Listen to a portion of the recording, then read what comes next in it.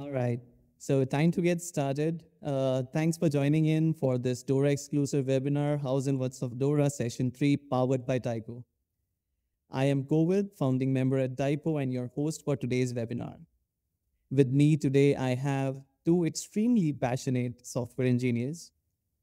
Please welcome the DORA expert tonight, Dave Farley. Dave is co-author of award-winning book, Continuous Delivery, Modern Software Engineering, and a pioneer in DevOps. Along with him, we have the technical coach, Denis Čahuk, who is TDD expert, and he is a stress-free, high-performance development culture provider in the tech teams. So welcome to the show, both of you. Thank you so much for joining in. Pleasure. Thank you for having me.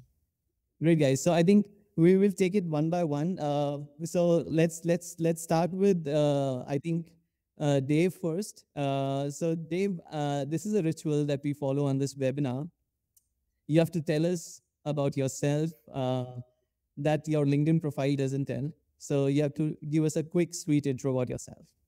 Okay. I'm a long-time software developer who really enjoys problem solving. I really enjoy that aspect of the job. If you want to get me from work to your place, you tell me that the problem's hard to solve. And that's the kind of stuff that I like. And I've spent much of my career doing some of those hard to solve problems and figuring out ways in which to make that easier. Great. All right. So I think, Dave, apart from that, anything that you love beyond software engineering that you enjoy doing? Yeah, my wife says that my hobby is collecting hobbies. So I'm a guitarist. I used to play in rock bands years ago. Until fairly recently, I was a member of the British aerobatics team, flying competition aerobatics in 300 horsepower plus 10 minus 10 G aerobatic aeroplane, which was awesome. But I don't do that anymore. I've stopped very recently. That's amazing, man. That's really amazing. Great. Thank you. Thank you so much for that intro about yourself. And Dennis, over to you, man.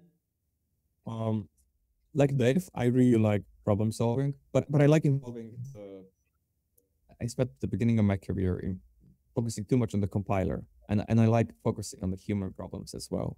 So what makes the team tick, and in particular with TDD, it really scratched an itch about what makes teams resistant and what makes teams a little bit more open to change and improvement and dialogue, especially dialogue. That has become my specialty since. So yes, I brand myself as a DDD coach, but that's primarily there to drive engagement. I'm super interested in engineering leadership, and specifically what drives trends and what helps people, what helps engineers, engineering teams overcome their own resistance. Sort of if they're in their own way, why is that there? How to resolve any kind of blockers, let's say human blockers, not the compiler kind. In engineering teams, I don't fly any planes, but I do share Dave's passion for music. So I do have a guitar and the djembe behind me. So whenever I'm not streaming or coding, I am jamming out as much as I can. Cool. Perfect, man, perfect. All right. So I think it's time we get started and move to the main section. So the first thing that I love to talk to Dave first. So you have this YouTube channel, and it's not in your name, right? It's Continuous Delivery. What makes continuous delivery so important to you? Somebody else said this to me very recently, which I agree with, which is that I think that continuous delivery, without seeming too immodest, because my name's associated with it, but I think it represents a step change in what we can do as software developers. I think it's a significant step forward in our ability to create better software faster. If you embrace the ideas of continuous delivery, which includes things like test-driven development and DDD, as Denis was describing, and is very team-centered as well, which Denis was also talking about. If you embrace those ideas and adopt the disciplines of continuous delivery, which fundamentally all devolved into one idea, which is working so our software is always in a releasable state, then you get quite dramatically better outcomes. And I think without too much fear of contradiction, continuous delivery represents the state of the art in software development. It's what the best organizations at software development do. And so I think it's an important idea. And as I said, although I sound rather immodest because I'm one of the people that helped at least put the language to it. People were doing these things, but Jev and my book define the language around which continuous delivery talking is usually structured these days. And so I think it's an important idea. And I think that software engineering is one of the most important things that we do in our society. And it matters a lot. And we ought to be better at it as an industry. And I think that this is how we get better at it. So I get an awful lot of job satisfaction and personal pleasure on trying to help people on their journey towards achieving continuous delivery. And I think you're being just modest here. Your book just didn't define or give a language there. It did way, way more than that. And kudos to you for that. I think my next question would be like, what's that main ingredient that separates a team following CD and a team not following CD? What do you think makes the big difference there? There are some easy answers. Let me just tackle the difficult answer first, because I think the difficulty with continuous delivery is that the idea is simple, but it's so challenging to most people that it's very difficult to adopt. It challenges the way in which we think about software. I think it challenges to some degree. I'm a bit of a pop psychologist. I think in many ways it challenges our very understanding of what software is to some extent, and certainly what software development is. And that's difficult. That means that it changes every person's role in undertaking this. As I said already, it's a much more team-centered approach, I think, to be able to achieve this permanent releasability of our software. But fundamentally, I think if you want to boil it down to more straightforward concepts to think about, I think that what we're talking about here is kind of applying what I think of as a kind of scientific rationalism to solving problems in software. And so the biggest part of that, the two biggest ideas there from my point of view, are working in small steps, and essentially treating each of those steps as a little experiment, and assuming that we're going to be wrong. So this was one of the big ideas in science, is that you start off assuming that your ideas are wrong, and then you try to figure out how and why they're wrong. I think we do the same thing in continuous delivery and software engineering, modern software engineering. We try to figure out how can we detect where our ideas are wrong, and then we try and detect where they're wrong, where they're in those places, and find out if they're wrong or not, and then correct them. And that's how we build better software. And so this, I think that goes quite deep, and it affects quite a lot about how we undertake our work. But I think that one of these step changes in capability is that I think that previous thinking about software development kind of started off from the assumption that our job is to get everything perfectly right from the start. And that's simply irrational and impossible. And so instead of taking a more scientific mindset and starting off assuming that we will be wrong, and so we give ourselves the freedom to be wrong and the ability to recover from it easily, is almost the whole game. I think Dennis has a question. He wants to, yeah, please go ahead. Sure. I'm going to go off script. I think I like that distinction of psychologists. Sometimes I find myself in a similar role. And I think the core disagreement comes from this idea of a lot of engineers, organizational owners, CEOs don't like this idea that their code is an experiment. They want some certain assurances that it has been inspected and that it's not something that we expect to fail. So from their perspective, non-CD adopters think that the scientific rationale is hard inspection towards requirements rather than conducting an experiment. And I see that sort of providing a lot of resistance regarding CD adoption, because it is very hard to do parties. It's very hard to come from that rationale and say, okay, we're now doing CD, but we're not doing CD right now. We're adopting CD right now. So we're kind of doing it, but not doing it. And it just creates a lot of tension and resistance in companies. Did you find similar situations? How do you sort of massage this sort of identity shift, identity crisis? And that's hard. I think absolutely that's a thing, and that is the challenge. It is to try and find ways to help those people to see the light. I know I sound like an evangelist, but I guess I see that as part of my role. But you didn't write the book, so yeah. So I think this is in everybody's interest. I mean, the data backs me up. The DORA data says that if you adopt the practices of continuous delivery, you spend 44% as an organization more time on building new features than if you don't. That's a pretty slam dunk in terms of value as far as I'm concerned. And there's lots more to it than that. But, so why wouldn't anybody want to be able to build better software faster? And this is the best way that we know of so far how to do that. So that seems like a reasonably rational way of deciding that this is a good idea. But that's not enough to change people's minds, and you've got to change people's minds in all sorts of different ways. I think it's important to make these sorts of things, but going back to those people that you said, engineers who think it's their job to get it right first time, they don't understand what engineering is. And managers who want to build the software more quickly, get more features out, they don't understand what building software more quickly really means. Because if either of those groups knew those things, they'd be shouting out and demanding continuous delivery, because it's the thing that you need.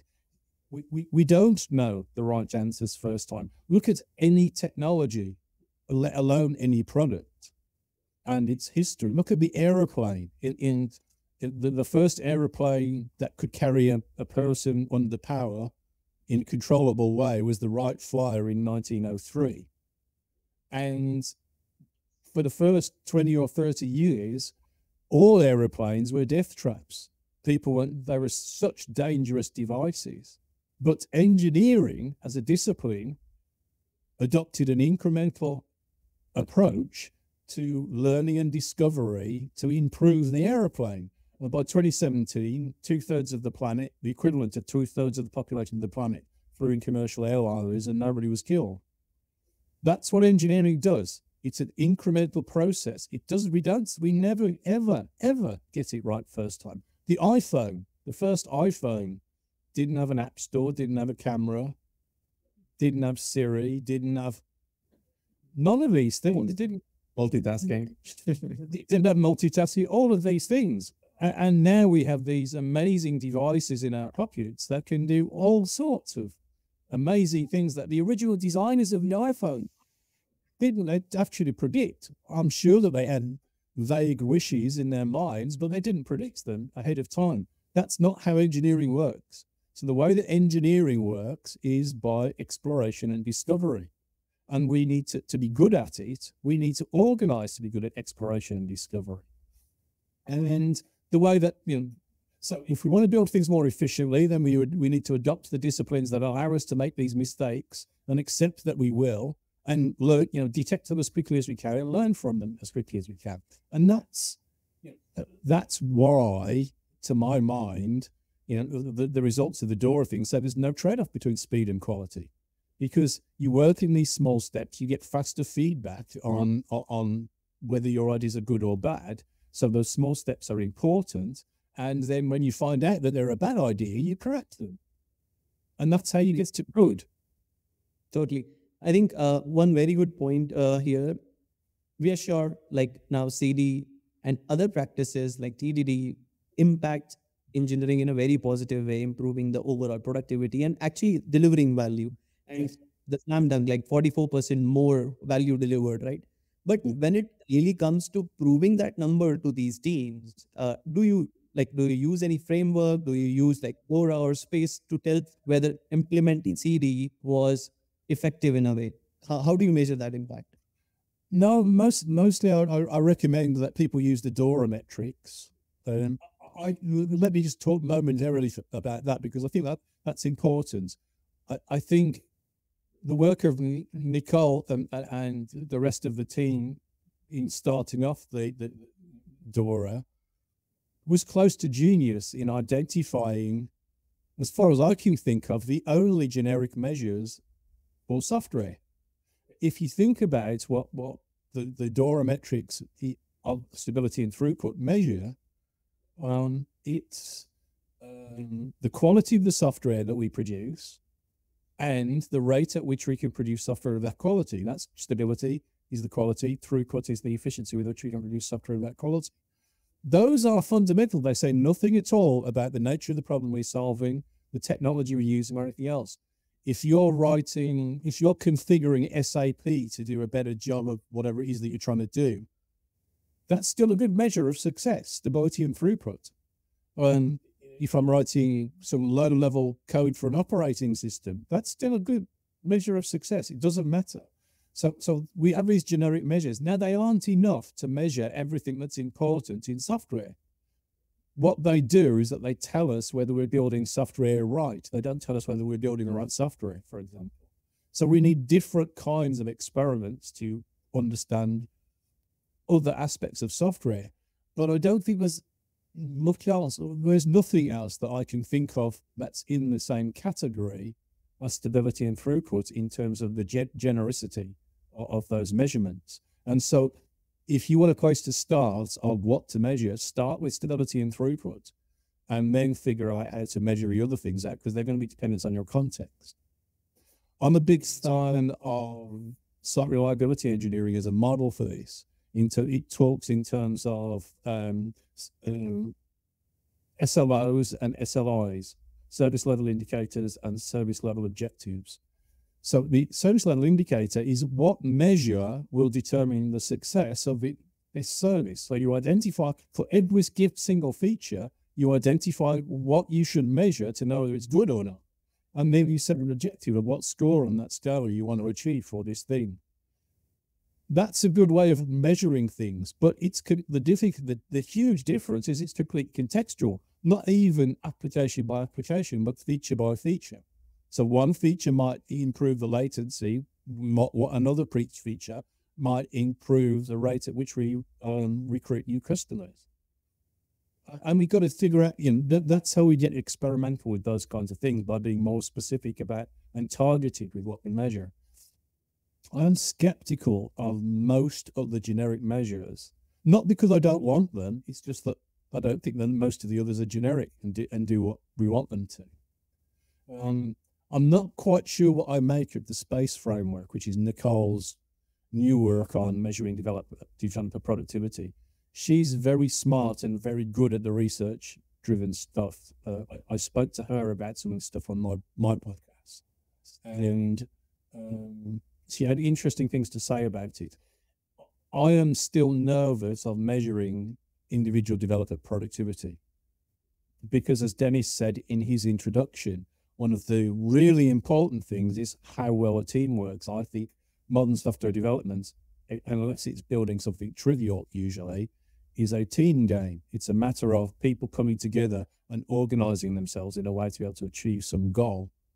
And that takes an awful lot. And you can have people working with different levels of skill, experience, diligence, who may be still contributing strongly to the team, even if they're not pulling their weight in other respects. So I think it's a complicated thing to measure, a very human thing to measure. So I'm a bit suspect of that. But I'm fairly confident that Nicole will have some data that proves me wrong. But that's my position so far. Totally makes sense. I think with almost all the frameworks, there have been some level of challenges, and so is with DORA SPACE. But I think in your experience, when you have seen and you have helped teams implement such practices, what do you think have become the major reasons where they get stuck not implementing these frameworks, not implementing proper engineering metrics? What stops them from doing it? What stops them from adopting it? I think specifically with using DORA, there are some complexities. If you are in a regular kind of organization that hasn't been working in the ways in which we've been talking about so far, then measuring stuff, just measuring stuff is hard. You're not used to doing it. The number of organizations that I talk to that couldn't even tell you how much excuse me, time was spent on a feature. They don't measure it. They don't know. And so just getting the basics in, the thinking in, to be able to start to be a little bit more quantitative on these things is hard. And that's hard for people like us probably to get our heads around a little bit, because when you've got a working deployment pipeline, this stuff is actually pretty easy because you just instrument your deployment pipeline and it gives you all the answers pretty much. So I think that there's that kind of practical difficulty, but I don't think that's the big ticket problem. The big ticket problem is just the mindset. I am old enough and comfortable enough in my shoes to recognize that I'm a grumpy old man. And part of my grumpy old manness is to look at our industry and think that our industry is largely a fashion industry. It's not a technical industry. And there's an awful lot of mythology that goes on in the software industry that's simply nothing to do with doing a good job. It's just what everybody thinks everybody else is doing. I think that's incredibly common, and you've got to overcome that, because if you're talking to a team, I'm going to trample on some people's sacred cows right now, but if you're talking to a team that works with feature branching, the evidence is in. Feature branching doesn't work as well as trunk-based development. That's more learning that we got from the DORA metrics, measuring those. Teams that work with feature branches build slightly lower quality code, and they do it slightly more slowly than teams working on trunk. Now, the problem is that it's almost inconceivable how you can do trunk-based development safely to people that buy into what I would think of as the mythology of feature branching. The fact that you can do it safely, and you can do it safely at scale with complicated software, they start to deny it because they assume that you can't, because they can't think of how you would do it. And that's the kind of difficulty that you face. It's not that it's a rational way of thinking about it, because I think it's very easy to defend why trunk-based development and continuous integration are more true, more accurate. You organize things so that there's one point of truth. And in feature branching, you don't have one point of truth. You have multiple points of truth. And so it's clear that it's easier to determine whether the one point of truth is correct than deciding that multiple points of truth that you don't know how you're going to integrate them together yet is correct. You can't tell. So it's tricky. So I think that there are rational ways of thinking that help us to do this, which is why I've started to think about and talk about what we do as engineering more than as craft or just software development. If we do it well, it's engineering. And if we do it well and use engineering, we get a better result, which is kind of the definition of what engineering is in other disciplines. If we work in certain ways, we do get better results. Well, I think that's important stuff. So it's very, very hard to convince people and to get them away from their, what I would think of as mythologies sometimes. And it's also difficult to be able to have these kind of conversations and not seem very dogmatic. I get accused of being dogmatic about this stuff all the time. Being arrogant for a moment. I think there's a big difference between being dogmatic and being right. I think that if we talk about having evidence like the DORA metrics, having a model like the way that I describe how these things stitch together and the reasons why they work, and just having a family way of doing things, there's a difference between those things. I don't like continuous integration because it's my favorite. I like continuous integration because it works better than anything else. I like TDD, not because I think it's my ideal for designing software. It's just that it's a better way of designing software than anything else. And that's my belief. And so it's difficult to have these kinds of conversations because inevitably, my viewpoints are very colored by my experiences and what I've seen. but I try hard to be honest myself as a aspiring engineer and scientific rationalist. I try to be true to myself and try to critique my own ideas to find the holes in them. I think that's the best that we can do in terms of staying sane on these things.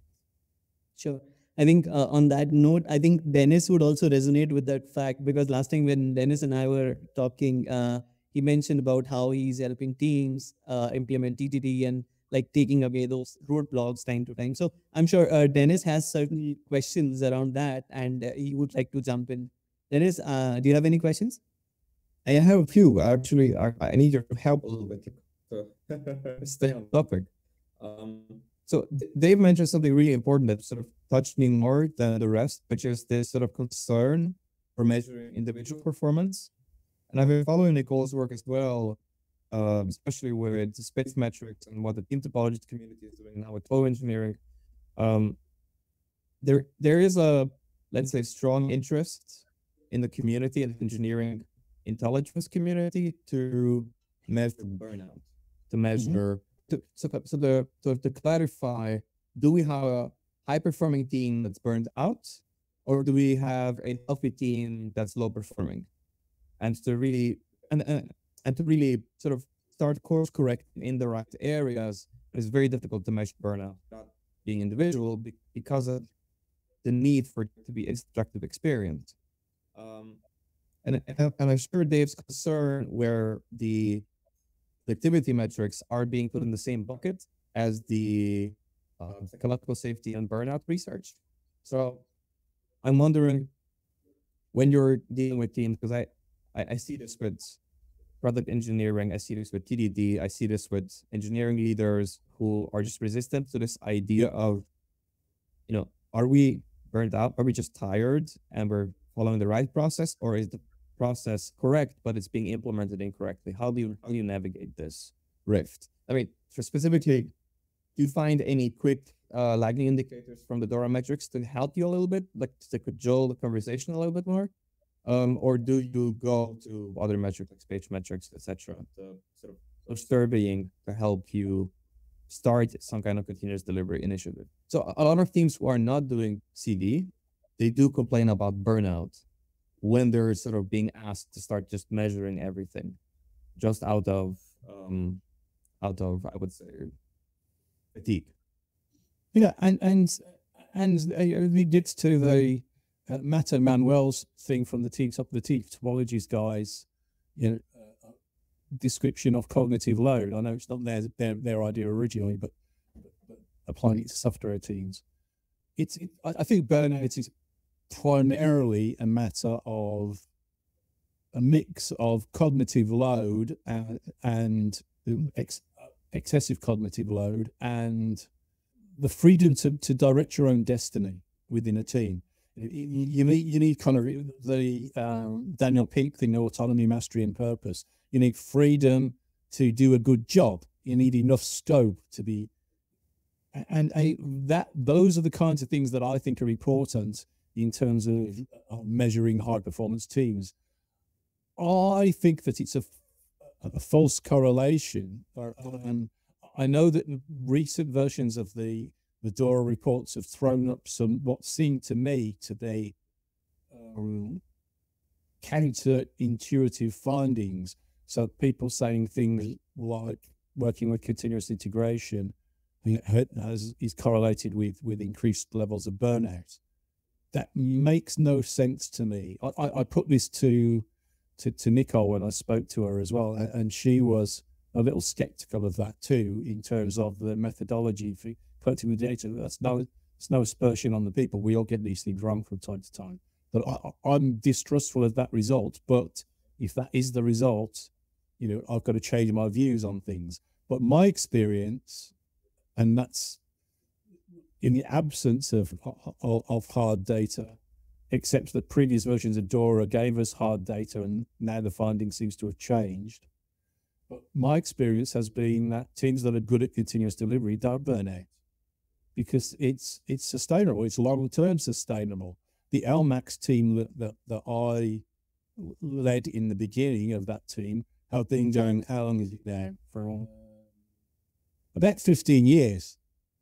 And those people weren't burning it. People weren't burning out, and they're producing high quality software still, and their process is working still. So I think that mostly burnout is a symptom of something being wrong, and something being wrong in terms of too much cognitive load and not enough control of your own destiny within the team. Now, that's complicated stuff to do well, and it gets into some of the, for want of a better term, softer things, the less technical aspects of organizing teams and leading teams and so on. So we need leaders that are inspirational, that can kind of set a vision or a direction, and also demonstrating the right behaviors. So going home on time, not working all hours, and not telling people off if things go wrong, if it's not their fault, and all these kinds of things. So we need the best teams, in my experience, take a lot of personal responsibility for their work. But that's doing it themselves. That's not externally forced on them. And that's a good thing, because that makes you both be prouder of the things that you do and more committed to doing a good job, which is in everybody's interest. So I think there's quite a lot to this, and again, none of it's easy, but I think that shaping to be able to keep our software in a releasable state and working in small steps, gathering feedback, focusing on learning, all of those techniques, the kind of things that I talk about all of the time, are some of the tools that help us to at least have a better chance of reducing burnout. Now, there are always going to be some individuals in any system that get burnt out for other reasons. You get burnt out because of pressures from home, or because your dog died, or whatever it might be.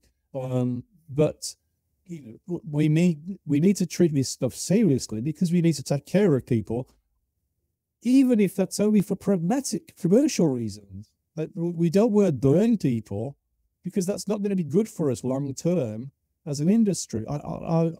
That's not the primary reason why I would do it. But if I'm talking to a hard-nosed commercial person, I still think it's in their interest to treat people well. And so we need to be cautious of people and more caring of people in the workplace.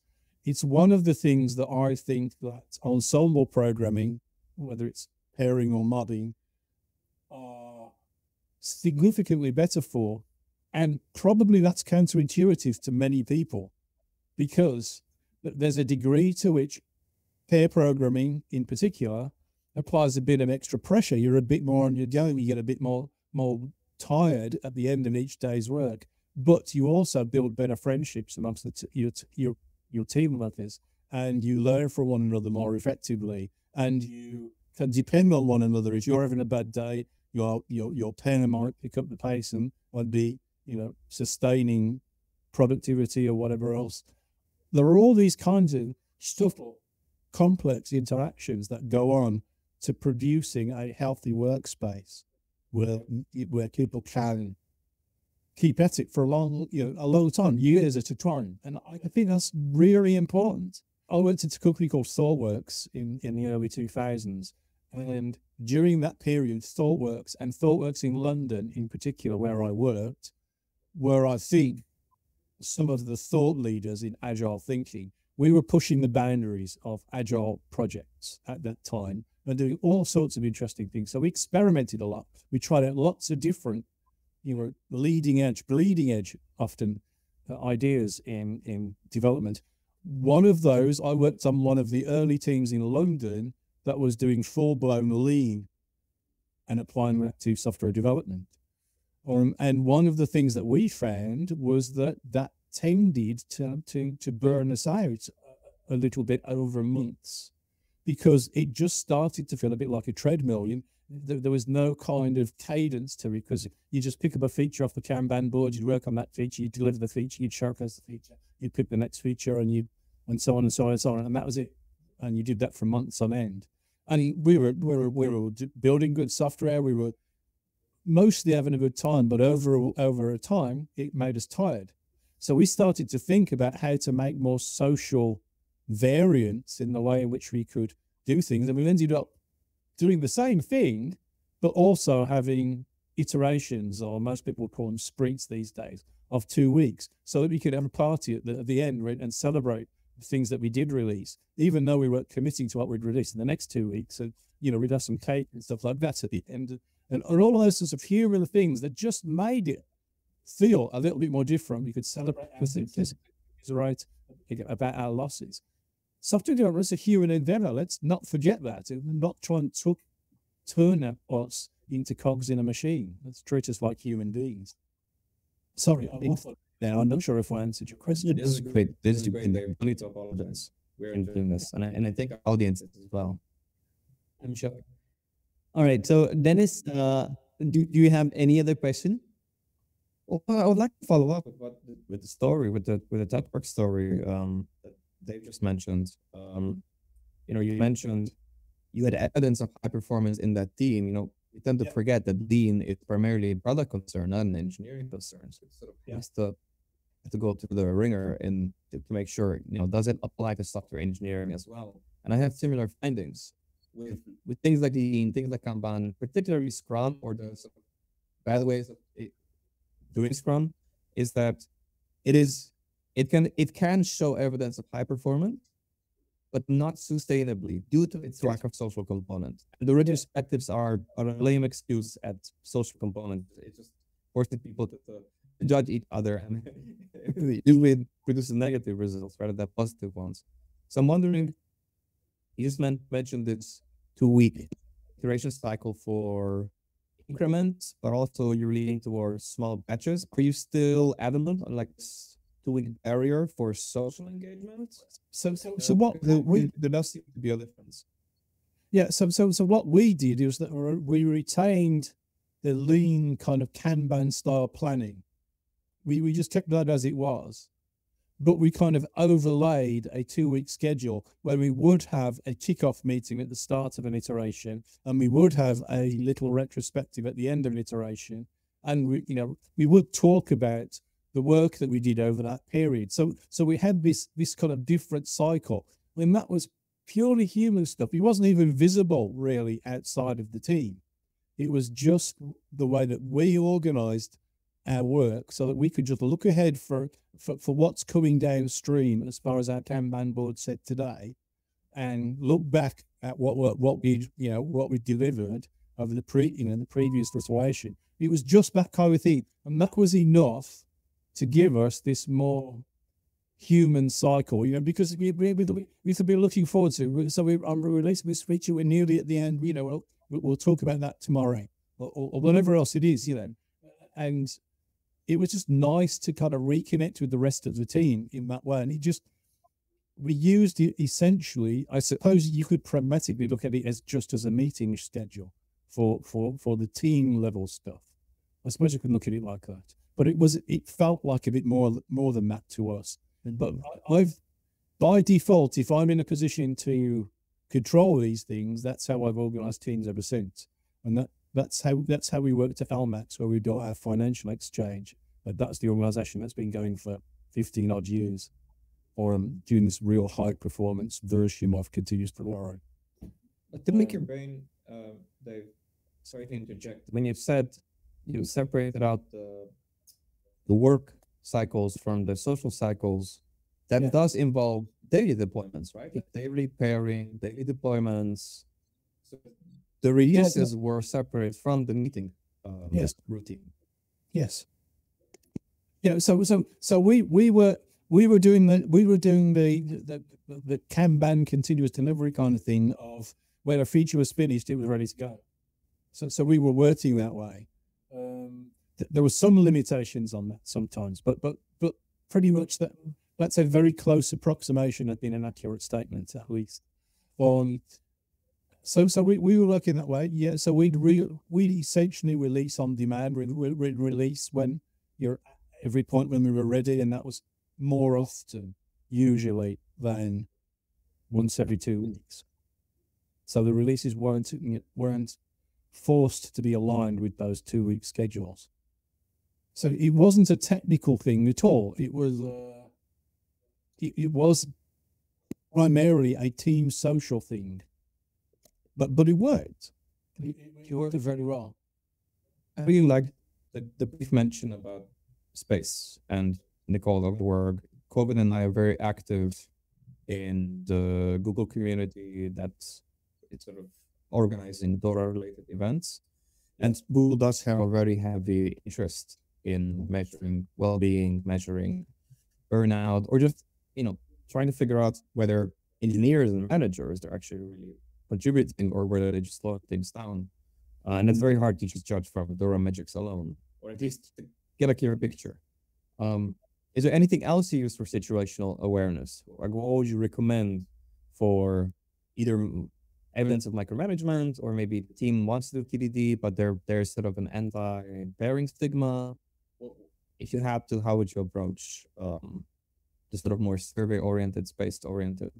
From my experience, I'm saying that with reservations, not boasting. I'm not saying because I've got great experience, but from my experience, I'm a little bit wary of trying to find quantitative ways of evaluating those things. These are very fluent ones. So stuff like some of the examples that you mentioned, I've spent a significant proportion of my career as a leader of technical teams.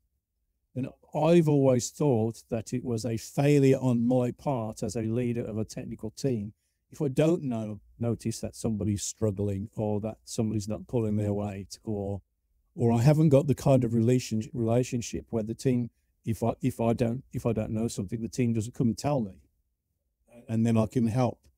I'm kind of in a weird position. For example, I'm in a slightly weird position in terms of career reviews. I think that as a manager or a leader, if you don't know the stuff that you find out in a review, you're not doing your job. You should be knowing that stuff all of the time. But it's kind of a Gemba thing. It's kind of walking around and being with the team. It's spending time and understanding the team as a member of the team, because that's what you are. You're not outside it. You're not different. You're a member of the team. So you should feel part of that, and you should be there to help people guide their careers and steer them in the right direction of doing better and doing good things from their point of view and from the organization's point of view. But to do that, you've got to understand a little bit about what's going on. That feels like one of those very, very human things. It's about empathy, and it's about understanding. It's about communication, and it's about trust between the people. And I'm not quite sure how well you can quantify that stuff. I coach teams primarily through this kind of engagement to rebuild trust. Yes. So I have found I have zero success rate in adopting TDD if the team isn't prepared to pair on it. Yeah. Once the team is pairing, once the team is assembling, TDD, continuous delivery, trunk-based development, no problem. Once they're prepared to sort of invest time into each other, just form friendships, or if nothing else, cordial acquaintances, so that we can sort of bridge that gap of, well, I wanted to write a test so that he can go home and spend time with his kids without worrying about deployment.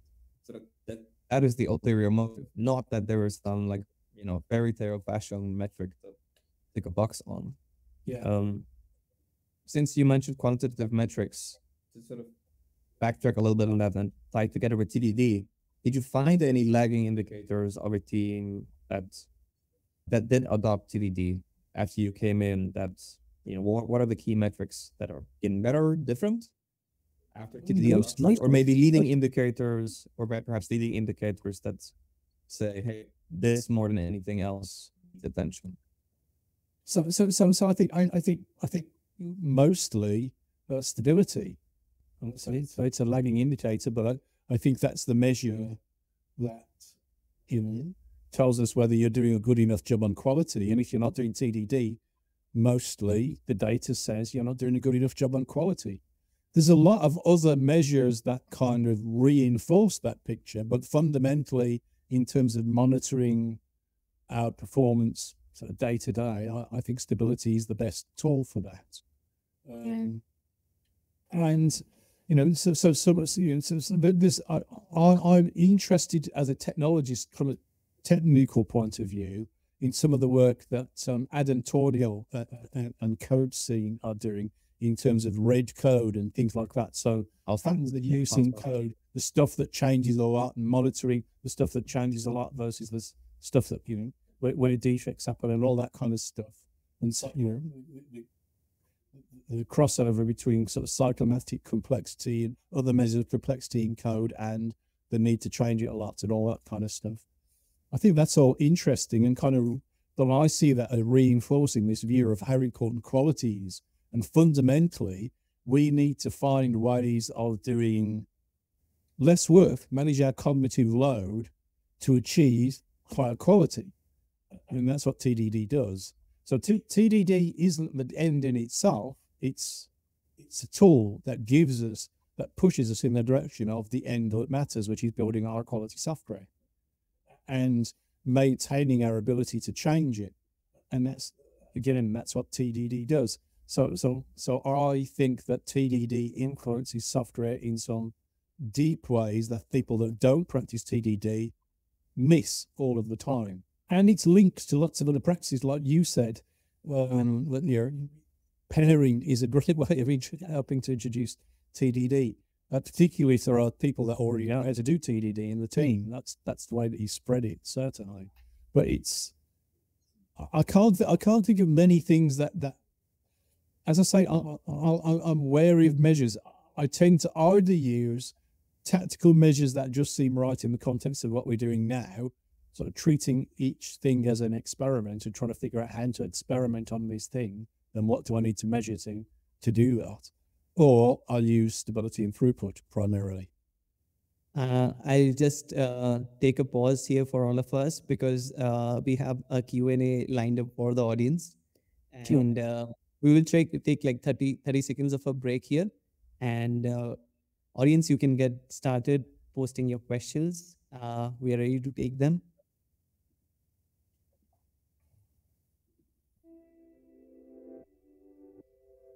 We already have a few comments, and we had a. So, we can.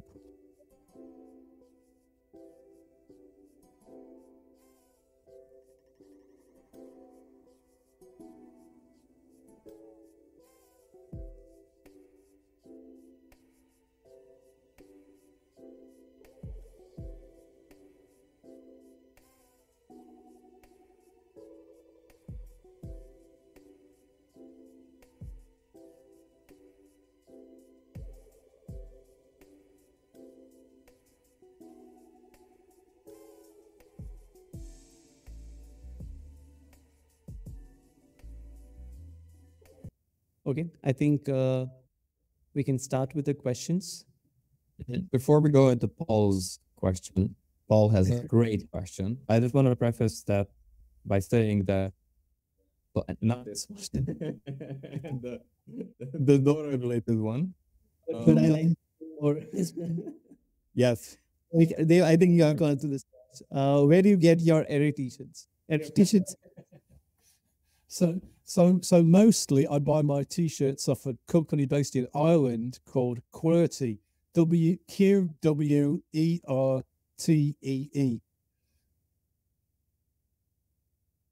Yeah, I think and if you go to any of my videos, there's usually a link underneath them where you can get a discount off the t-shirts because we did a deal with QWERTY because so many people commented on my t-shirts.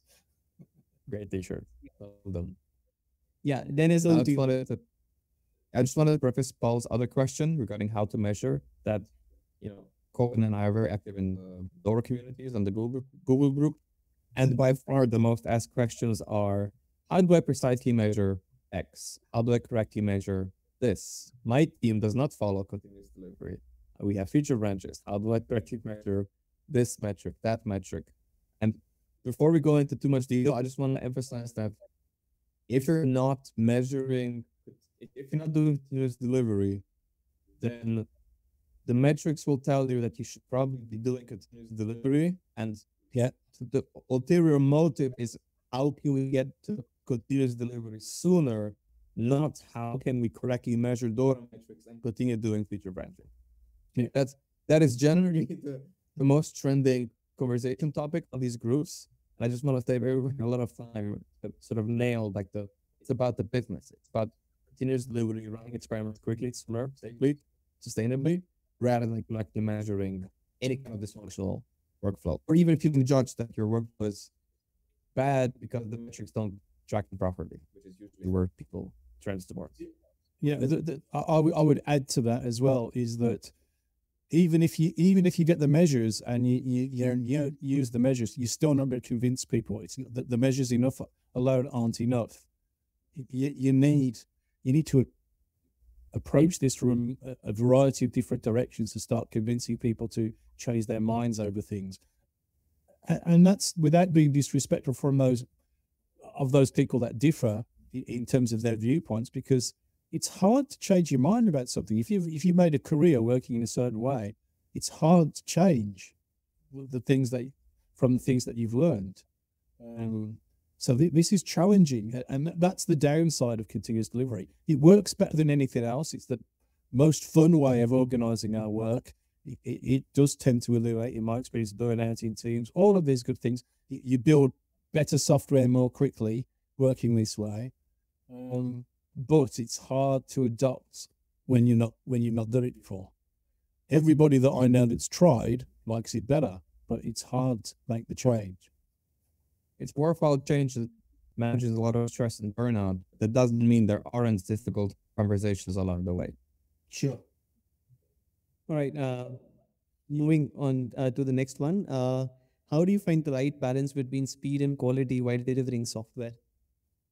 The DORA metrics answer this question. There is no trade-off. So there is no need to balance. If you want more speed, you need to build with higher quality. If you want more quality, you need to build faster. So let's just explain that a little bit, because I think it's useful to just have this idea in mind, because we have to defend ourselves, because it seems like a reasonable idea that there's a trade-off between speed and quality. It's just not true, but it seems like a reasonable idea. So if I build bad software this week, and then next week I've got a load more pressure on me to build next week's work, next week I'm going to have all of that pressure plus all of the cost of the bad software that I wrote this week. So it's obviously more efficient if I build good software this week, and then I don't have that work next week, and then I can build good software next week as well. And what that plays out to is that's where the 44% comes from. That's where the increase in productivity comes from. If we concentrate and organize our work to build higher quality software, we save time. We don't waste. It doesn't cost time. Now, there's a transition period. If you're busy working in a poor software development environment that's building crap software, then it's going to take you a while to learn some of these things. So there's an activation energy to get better at building software. But once you do, you will be going faster and building higher quality software at the same time, because they come together. So what do we mean by fast when we talk about going fast if you want high quality software? Fundamentally, that's about working in smaller steps. So we want to organize our work into much smaller steps, so that after each small step, we can evaluate where we are and whether that step that we took was a good one. And that's in all kinds of ways. Does my software do what I think it does? Does it do what the customer wants it to do? Is it making money in production or whatever else it is? So all of these things, these are learning points, and we need to build that more experimental mindset deep into the way that we work. And the smart thing to do to optimize all of this is to make it easy to do the right things. It make it easy for us to carry out these small steps of these experiments. And that's what continuous delivery does. That's what the deployment pipeline fundamentally is for. It's an experimental platform that will give us a definitive statement on the releasability of our software multiple times per day. And that makes it easier then to work in these small steps and do that quickly and get high quality results back. Totally makes sense. Moving on, Augustine, why is it so important, in your opinion, to differentiate between continuous delivery, continuous deployment, and how that affects the delivery process performance, also known as the DORA matrix? So let me first differentiate between them and then explain why I think it matters. So continuous delivery is working so that a software is always in a releasable state. Continuous deployment is built on top of continuous delivery, and if all of your tests pass, you just push the change out automatically into production. And that's a really, really good thing. If you can get to that point where you can release all of the time small changes, that's probably the best way of getting this optimizing to get this really fast feedback all the way out to your end users. And the problem is that there are some kinds of software where that doesn't make any sense. There are some kinds of software for a variety of different kinds of reasons, depending on the technology, the regulation, the real practical limitations for some reason, why we can't do that. So Tesla are a continuous delivery company, but part of what they're continuously delivering is software embodied as silicon burnt into devices in the car. There's physics involved in burning silicon. So you can't always release every change immediately, but the software is done. That's not practical. So you have to manage that slightly differently. One of my clients, Siemens, build medical devices. And so within the regulatory framework for medical devices that can kill people, you're not allowed to release them all of the time into production. And so continuous delivery is the foundational idea. But continuous deployment is kind of the limit, I suppose, of where you can get to. If you're Amazon, continuous deployment makes a huge amount of sense. Amazon are pushing out changes. I think it's currently 1.5 changes per second. It might be more than that, it might be 5 changes per second. Something like that, something ridiculous like that. But that's what they're doing. And so they're able to move ridiculously fast and learn ridiculously quickly. And so build better software. I think you can think of it from a more internally focused viewpoint as they each optimize for slightly different things. Continuous delivery gives us feedback on whether we are building things right, and continuous deployment gives us feedback on whether we're building the right things. So we learn more about our product from continuous deployment, identity plans of real users, monitoring that and understanding their impact. We can't get that kind of feedback any other way, really, than getting it out to real users. We don't learn those lessons until real users are really using it. Continuous delivery, though, gives us feedback on, does this do what we think it's doing? Is it good quality? Is it fast enough? Is it resilient enough? All of those kinds of things. We can measure those things. We can know those before we release. So they are slightly different things, and they do balance off in different ways. They give us different levels of value. There's an excellent book that's recently been released on continuous deployment. I've forgotten the name of the author, Valentina, somebody, I think. But I wrote the foreword, so I should remember the name of the author. I'm very embarrassed.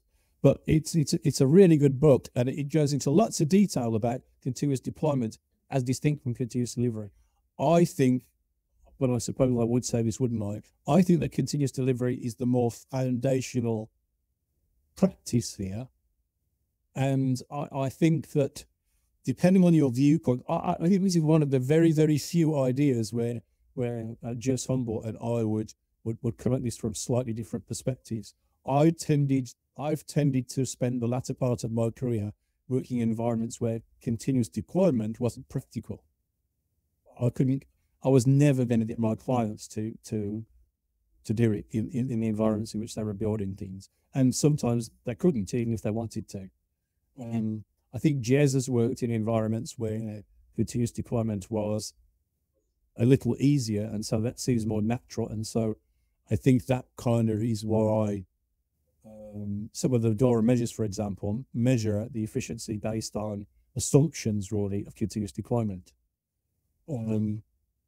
So I think continuous deployment is the right target to aim for. You want to be able to release as frequently as is practicable, given the constraints on you. You want to kind of push at the boundaries of those constraints where you can. So, for example, working with Siemens, we weren't allowed to release software into production of medical systems in clinical settings, but we could release much more frequently to non-clinical settings. So we did that. So we identified some non-clinical clinical settings and we released frequently to those places in university hospitals, for example, and so on.